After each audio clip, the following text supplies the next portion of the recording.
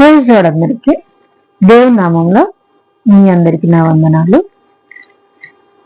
మనం తెలుగు బైబిల్ ఆడియోని మనం కీర్తన గ్రంథము 1వ అధ్యాయం నుండి 6 అధ్యాయాలు కంప్లీట్ చేసుకున్నాము. ఇప్పుడు 7, 8 అధ్యాయాలను మనం చదువుకుందాము. ఇలా మీరు సమయం లేనప్పుడు బైబిల్ని ఆడియో రూపంలో కూడా వింటూ మీ పనిపాటలు చేసుకోవచ్చు.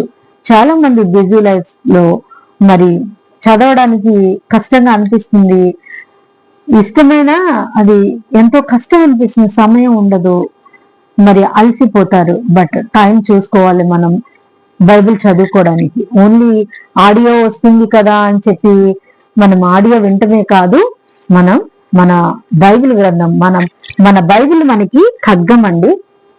ఈ ఖడ్గాన్ని మనం ఎప్పుడు వరలోనే ఉంచుకోవాలి. ఈ ఖడ్గాన్ని ఎప్పుడైతే మనం వరలో ఉంచుకుంటామో సాతాను యొక్క శక్తి మన మీద ప్రదర్శించాలి అనుకున్నప్పుడు ఆ ఖడ్గాన్ని తీసి మనం జయించగలం. ఈ పరిశుద్ధ గ్రంథమే మనకి జయాన్ని ఇస్తుంది. కనుక పరిశుద్ధ గ్రంథాన్ని చదవడానికి ట్రై చేయండి అండ్ మరి వినటానికి కూడా ట్రై చేయండి. కొంచెం కళ్ళు మూసుకొని కూడా జాగ్రత్తగా వినటానికి ట్రై చేయండి. ఓకే, కీర్తనల గ్రంథం 7వ అధ్యాయాన్ని నేను చదువుతున్నాను. ఇప్పుడు మీరు వింటున్నారు. యెహోవా నా దేవా, నేను నీ శరణుజొచ్చి ఉన్నాను. నన్ను తరుము వారి చేతిలో నుండి నన్ను తప్పించుము. నన్ను తప్పించువాడెవడును లేకపోగా వారు సింహం వలె ముక్కలుగా చీల్చివేయకుండా నన్ను తప్పించుము. యెహోవా నా దేవా, నేను ఈ కార్యములు చేసిన ఎడల, నా చేత పాపం జరిగిన ఎడల, నాతో సమాధానముగా నుండిన వానికి నేను కీడు చేసిన ఎడల, శత్రువు నన్ను తరిమి పట్టుకొననిమ్ము. నా ప్రాణమును నేలకు అణగద్రొక్కనిమ్ము. నా అతిశయాస్పదమును మంటిపాలు చేయనిమ్ము. నిర్నిమిత్తముగా నన్ను బాధించిన వారిని నేను సంరక్షించితిని గదా. యెహోవా, కోపము తెచ్చుకొని లెమ్ము. నా విరోధులు ఆగ్రహము అణుచుటకై లెమ్ము. నన్ను అణుచుటకై మేల్కొనుము. నన్ను ఆదుకొనుటకై మేల్కొనుము.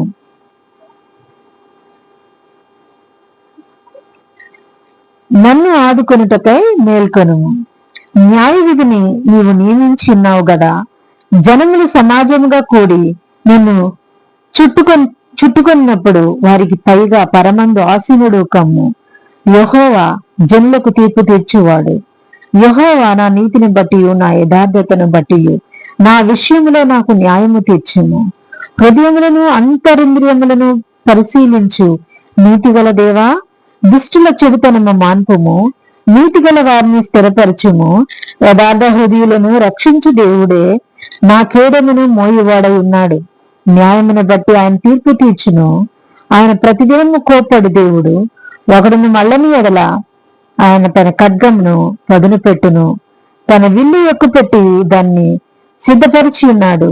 వాని కొరకు మరణ సాధనములను సిద్ధపరిచి ఉన్నాడు. తన అంబులను అగ్నిబాణములుగా చేసి ఉన్నాడు. పాపమును కనుటకు వాడు ప్రసవేదన పడుచున్నాడు. చేటును గర్భమును ధరించిన వాడై అబద్ధమును కనియున్నాడు. వాడు గుంట త్రవ్వి దానిని లోతు చేసి ఉన్నాడు. తాను త్రవ్విన గుంటలో తానే పడిపోయెను. వాడు తలించిన చేటు వాని నెత్తి మీదకే వచ్చును. వాడు యోచించిన బలత్కారము వాడి నడినెత్తి మీదనే పడును.